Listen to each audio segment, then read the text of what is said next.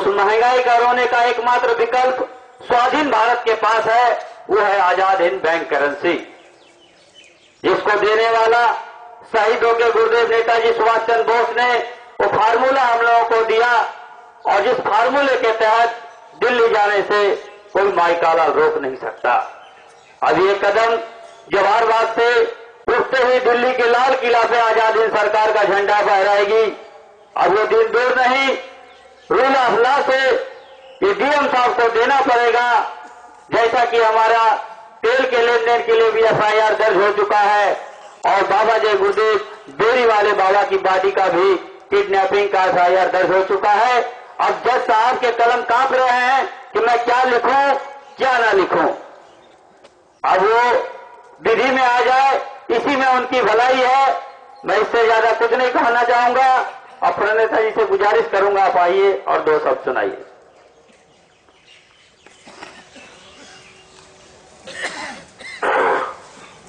जय हिंद, जय सुभाष।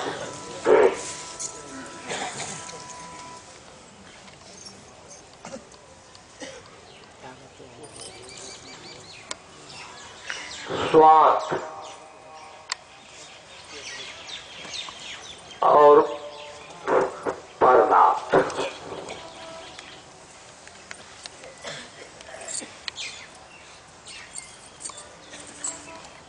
तो स्वार्थ जो है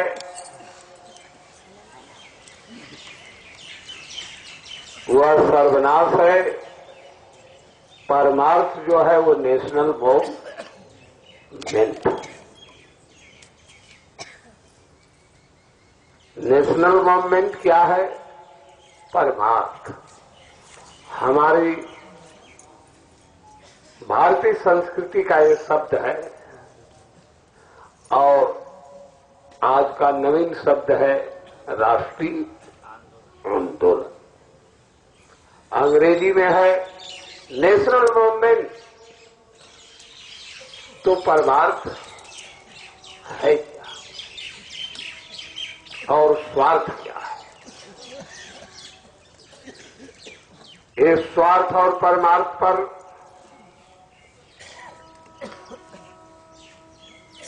जो है दार्शनिकों ने अपने विचार बहुत डीपली गहराई में दिया, और सभी धर्म ग्रंथों में है।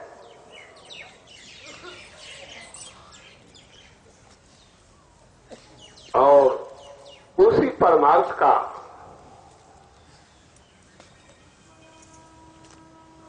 रूप दूसरा जो कन्वर्ट हुआ वो देश भक्ति,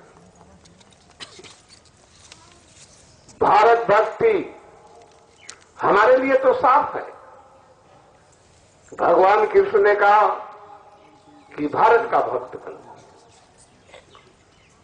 भारत का भक्त यानी भारत बन जाओ, तुम व्यक्ति मत बनो। व्यक्ति बनोगे तो स्वार्थ में आ जाओगे।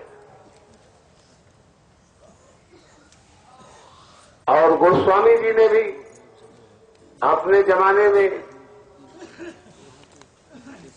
जो है हिंदी भाषा में जो अपना संदेश दिया, रामचरितमानस एक महाकाव्य है वह। हिंदी साहित्यकारों के लिए उसमें उन्होंने भी ये बात दिया कि स्वार्थ, रथ, परिवार विरोधी, लंपट, काम, लोभ, अति क्रोधी। जो स्वार्थ में रत होगा यानी स्वार्थ में लीन हो जाएगा, वो परिवार का विरोधी सर्वनाशकारी बनेगा। बनेगा कि नहीं बनेगा?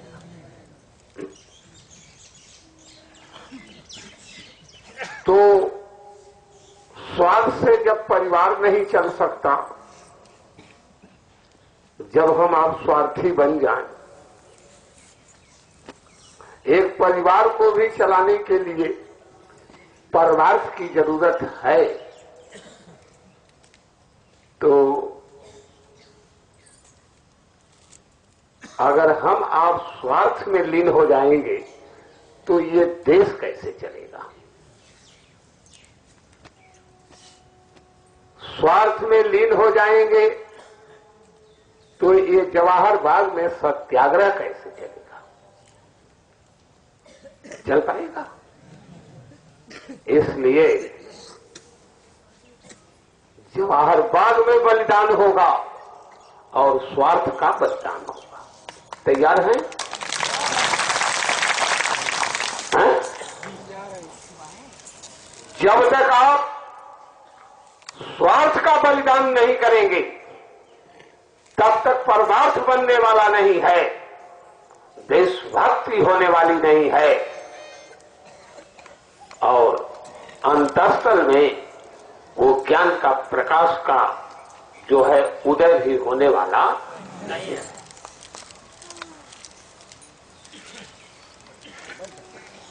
तो स्वार्थ का तो बलिदान करना पड़ेगा कि नहीं करना पड़ेगा। स्वार्थ के बलिदान के लिए जब जरूरत पड़ी थी तो महर्षि दधीची से कहा गया तो उन्होंने अपनी शरीर का त्याग किया कि नहीं किया।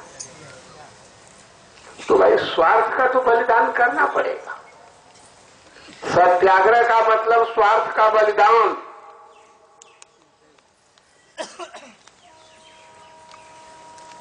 सत्याग्रह का मतलब वो मन,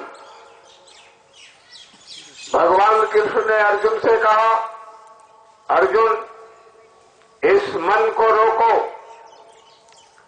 अर्जुन ने कहा कि हे केशव, पवन के समान चंचलवान वेगवान ये मन को कैसे रोका जाए। उन्होंने कहा कि कुरुक्षेत्र में खड़े हो, इसको रोको।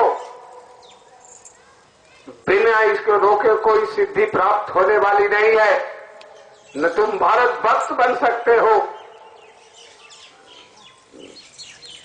न ईश्वर भक्त बन सकते हो। तो मन को रोकने का मतलब, मन तो इंद्रियों पर चलायमान है, उसके रोकने का मतलब इंद्रियों का दमन, इंद्रियों के दमन का मतलब स्वार्थ का दमन। यही तो फार्मूला है कि कोई दूसरा फार्मूला है। यह फार्मूला और उसी का नाम है सत्याग्रह। सत्याग्रह भाई सत्संगी नहीं, सत्संगी और सत्याग्रह में बहुत बड़ा अंतर है कि नहीं। वो सत्याग्रह का सत्संगी से बहुत बड़ा ऊंचा शब्द है, पावरफुल चीज है। क्योंकि जब वो तो सत्याग्रह पर यानी सत्य पर बिल्कुल अटल हो गया है, कंसंट्रेशन के तरफ जा रहा है, किसी के डिगाने से वो डिगने वाला नहीं है। चाहे बम गिरे, चाहे मौत गले का हार बने, हैं? तो सत्याग्रह ऊंचाई का शब्द है कि सत्संगी। हैं? अरे भाई भक्त प्रहलाद अकेले अटल हो गया, सत्याग्रह पर बैठ गया कि नहीं बैठ गया। हैं? तो सत्याग्रह को समझिए। सत्याग्रह का मतलब स्वार्थ का बलिदान, स्वार्थ के बलिदान का मतलब कल्याण। अरे भाई परिवार का कल्याण, देश का कल्याण, राष्ट्र का कल्याण, मानव समाज का कल्याण और क्या, आत्मा का कल्याण। कल्याणमय है तो भाई अगर आप लोग ये सत्याग्रह पर बैठे हैं तो अपने स्वार्थ का बलिदान देना पड़ेगा।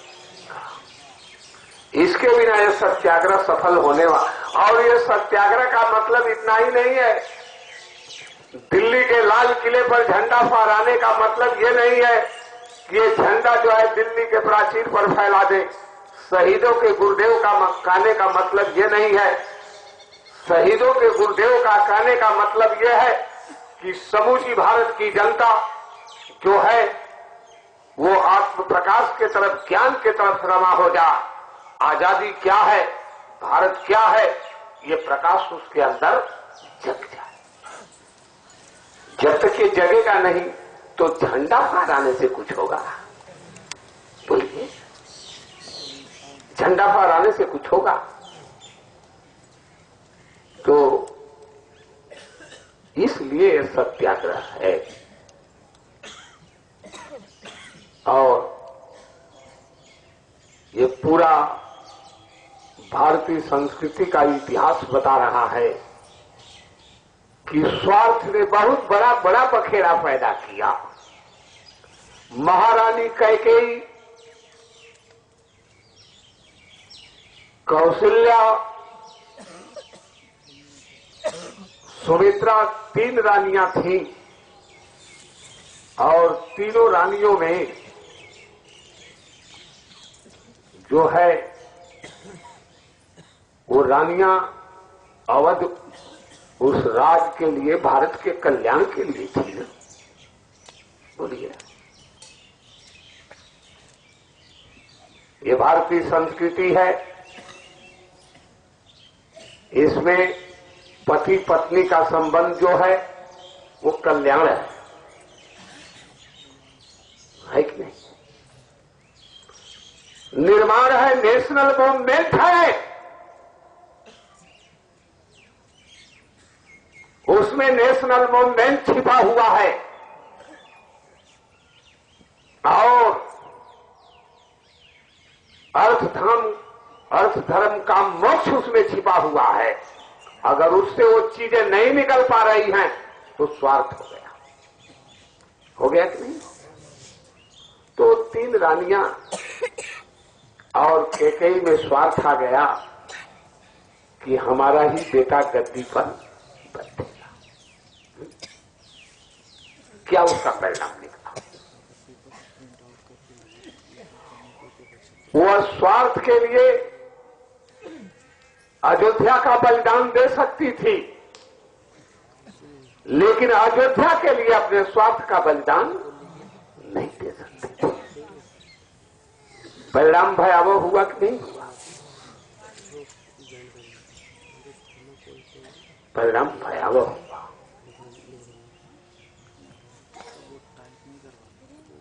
उसके शिकार महाराजा दशरथ बने, उसके शिकार महारानी जानकी बनी। अशोक वाटिका में रहना पड़ा।